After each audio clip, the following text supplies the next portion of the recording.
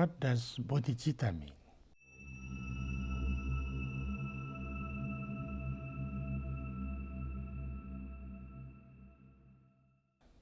Bodhi is actually, like enlightenment, bodhi.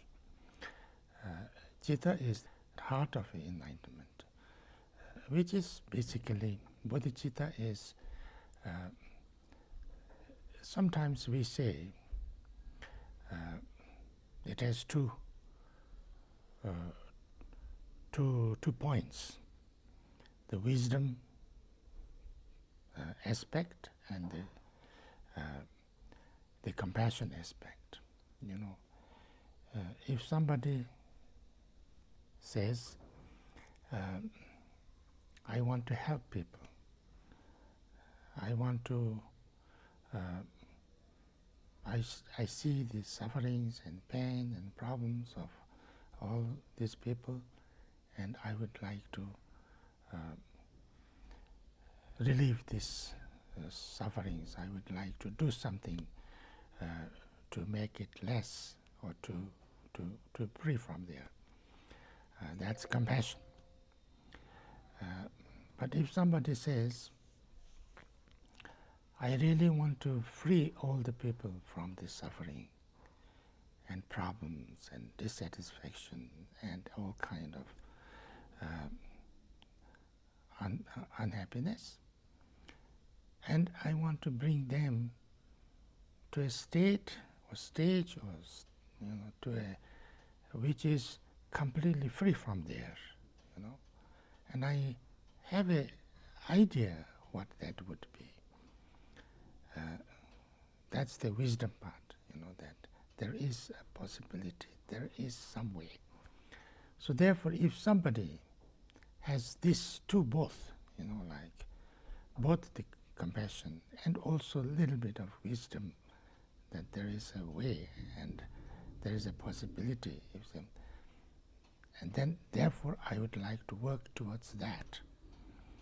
I know, first I can do it for myself, or I can work on that myself, I can train myself, and then, I can also, at the same time, but also after I, get there, then I would like to bring all the people to that stage.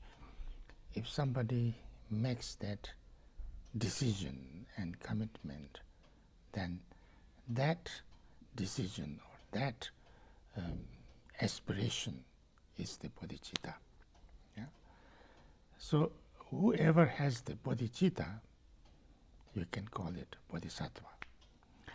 The stronger the bodhicitta, the better the bodhisattva.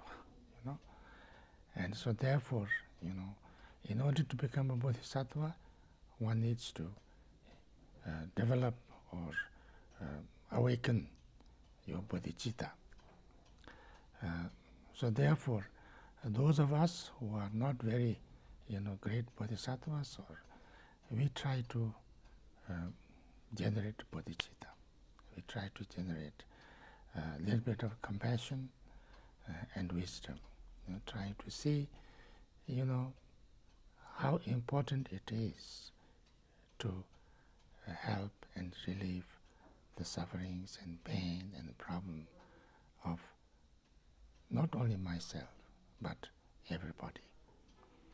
Because I am similar to everybody, and everybody is similar to me, and we are very equal. We all want to be free from suffering. Nobody wants pain, nobody wants difficulties. So therefore, I would like to work towards them also. That's the starting point.